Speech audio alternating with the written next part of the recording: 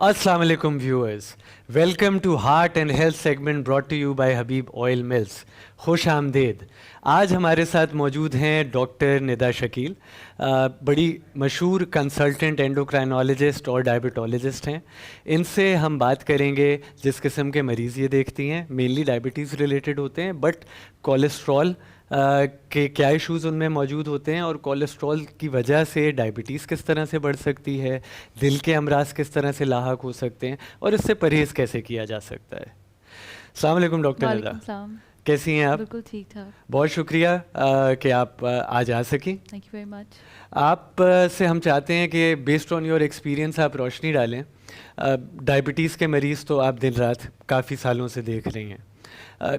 Cholesterol या बढ़ा हुआ कोलेस्ट्रॉल ये क्या होता है और ये असरअंदाज होता है दिल पे और डायबिटीज़ पे? एक्चुअली जिसको डायबिटीज़ है उसको कोलेस्ट्रॉल होना ही होना होता है. ओके, ठीक है, कम या ज़्यादा डिपेंड्स कि उसके जीन्स क्या वो कैरी करके ला रहा है और उसको साथ में हाइपरटेंशन है कि नहीं, वो ओबेसिटी है कि नहीं. लेकिन डायबिटीज़ जिसको है उसके प्रिस्क्रिप्शन में एक हमें कोलेस्ट्रॉल की ड्रग डालनी ही पड़ती है, बिकॉज ये सारी चीज़ें जो हैं वो बहन भाई के तौर पे एक्ट करती हैं. और फिर वो जाके सीधा करती क्या है कि कोलेस्ट्रॉल डायबिटीज़ और ये आर्टरीज़ को स्टिफ करता है, हाइपरटेंशन, और वो जाके फिर क्लॉट जमा करती हैं और क्लॉट जगह जगह जाके या तो वो हार्ट में जाके हार्ट अटैक करा देता है, नहीं तो वो फालज करा देता है या वो किडनी ख़राब कर देता है. तो वो ये सारे सब चीज़ें साथ मिलके चलती हैं. नहीं, ये तो बहुत अहम है क्योंकि ये सब मिला के दिल का मामला है. और अगर आपका दिल पूरी तरह से फंक्शन नहीं कर सके तो ऑब्वियसली आपकी ज़िंदगी बहुत कॉम्प्रोमाइज़ गुजरती है. ये बताइएगा कि कोलेस्ट्रॉल होता क्या है और कोलेस्ट्रॉल बढ़ता क्यों है और इससे क्या नुकसान आप देख सकते हैं? Cholesterol basically it's a lipid fat, ठीक है, जो कि हमारे सेल्स में मौजूद होता है, लेकिन एक मिकदार में, एक ख़ास मिकदार में. अगर वो उससे बढ़ जाए और ब्लड में आए तो ऑब्वियसली वो ब्लड के अंदर क्लॉटिंग पैदा करना शुरू करता है, प्लैक बनाना शुरू कर देता है और वो वेसल्स में जाके चिपक जाते हैं और फिर वेसल्स ब्लॉक हो जाती हैं.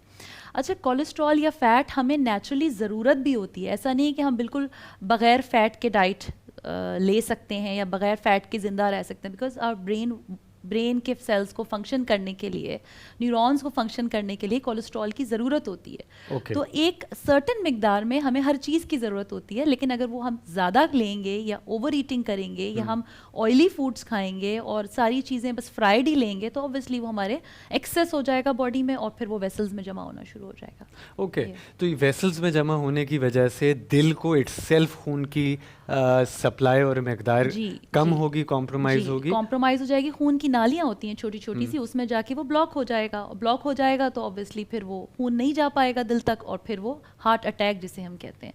अच्छा, तो ये कोलेस्ट्रॉल का मर्ज ही आगे चल के दिल या अमराज क़ल्ब में डेवलप किया जा सकता है. किस किस्म की परहेज़ आप सजेस्ट करती हैं लोगों को? परहेज़ में सबसे पहले तो ये है कि आप अगेन वही कि फ्राइड आइटम्स, ठीक है, ये सारी fried items, junk foods, diet के हवाले से चिकनी चीज़ों का इस्तेमाल, ठीक है, ये नहीं करें, चाहे वो घर पे हैं चाहे बाहर की चीज़ें. लेकिन इसके साथ साथ मैं आपसे ये भी पूछना चाहूँगा कि चिकनाई का इस्तेमाल होता है खाना बनाने में, ठीक है, ऑयल होते हैं, डिफरेंट क्वालिटीज़ के होते हैं. आप कुछ भी खाएं, चाहे फ्राइड चीज़ें हों, चाहे आपका नॉर्मल दाल चावल हो, रोटी सालन हो, तो क्या खुसूसियात होनी चाहिए उस खाने में या उस खाने के बनने के इंग्रेडिएंट्स में, जैसे ऑयल वगैरह? अच्छा, अगर हम ऑयल की बात करें तो ऑयल जो है वो कैनोला ऑयल, कॉर्न ऑयल और ऑलिव ऑयल, जिसमें poly unsaturated, mono unsaturated fatty acids, ये बड़ा आजकल कॉमन है, लोगों को पता भी है. जैसे कि मक्खन और मार्जरीन का इस्तेमाल ना करें और ऐसा ऑयल इस्तेमाल करें जिसके अंदर ओमेगा 3 फैटी एसिड्स हो, ओमेगा 6 हो, ठीक है, विटामिन ए हो. तो ये सारी चीज़ें मिलके, क्योंकि बग़ैर ऑयल से तो आप खाना बना नहीं सकते, लेकिन कम मिकदार में इस्तेमाल करें और अच्छी क्वालिटी का जिनमें ये सारी चीज़ें मौजूद हों. All right.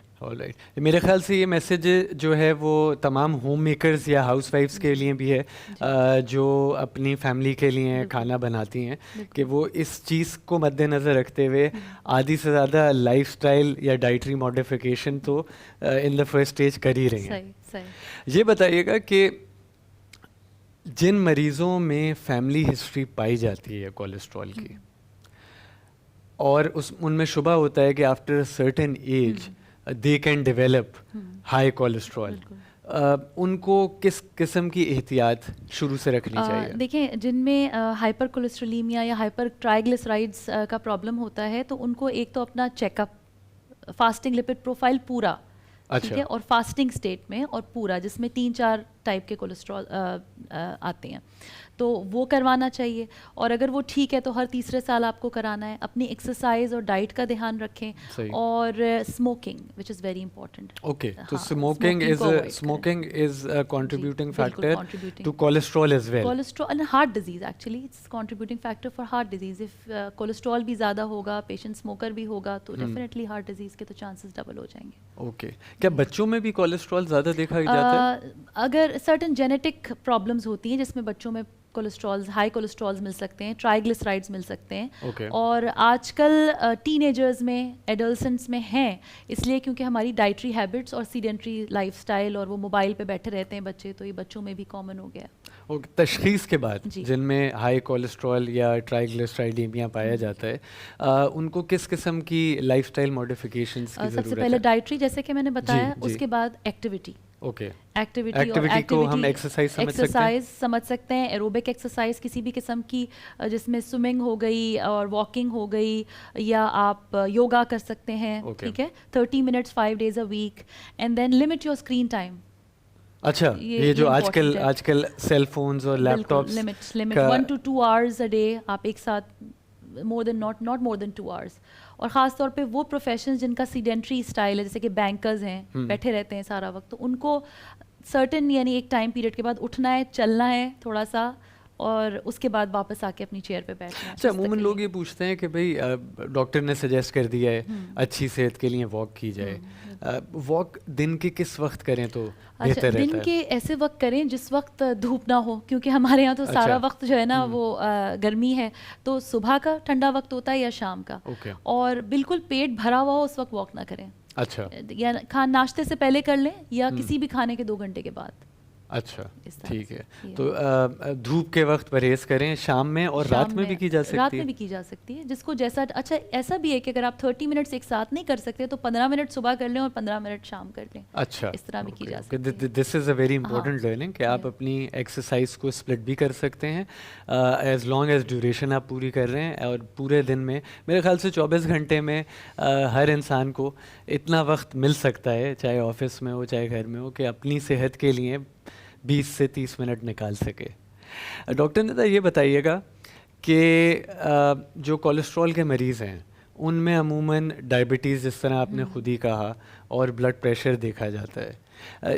ایکسرسائز اور ڈائٹری ماڈیفیکیشن سے یہ تمام کی تمام چیزیں کنٹرول میں رہیں گی, لیکن ضروری نہیں ہے. اور ایٹ اے سرٹن لیول, کچھ لیولز ایسے ہوتے ہیں مائلڈ ہے تو آپ ایکسرسائز اور ڈائٹ سے کر سکتے ہیں, لیکن اگر ماڈریٹ ٹو سیویئر ہے تو آپ کو دوا کی ضرورت بھی ہوگی. دوا کے بغیر وہ نارمل لیولز پہ نہیں ہے. اور دوا کے حوالے سے یہ بتائیے گا کہ اگر آپ کی چیزیں لمٹ میں یا ود ان کنٹرول رینج آ جاتی ہیں, دوا پھر بھی کنٹینیو مریضوں کو کرنی چاہیے؟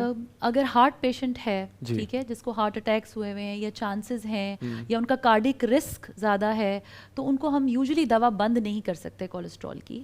کم ضرور کی جا سکتی ہے, بند نہیں. اسی طرح ڈائبٹیز میں بھی کولیسٹرول کی دوا بند نہیں ہو سکتی, کم ضرور ہو سکتی ہے. ٹھیک ہے, تو یہ ہے تاکہ آئندہ آنے والے وقت میں وہ ہائر ڈگریز آف کولیسٹرول اور بلڈ پریشر ڈائبٹیز سے بچ سکیں. اس لیے دوا کا استعمال بہت ضروری ہے آپ کی ہی فیوچر کی صحت کے لیے, جس کو ہم سب کو اپنی ذمہ داری سمجھنا چاہیے. اس میسج کے ساتھ ساتھ آپ سے ہم اجازت لیں گے اور ڈاکٹر ندا شکیل کا بہت بہت شکریہ ادا کریں گے for being here with us today. آپ لوگ حبیب آئل ملز کے سیگمنٹ ہارٹ اینڈ ہیلتھ میں ٹیونڈ رہیں آنے والے وقت میں دیگر ہیلتھ شوز کے لیے.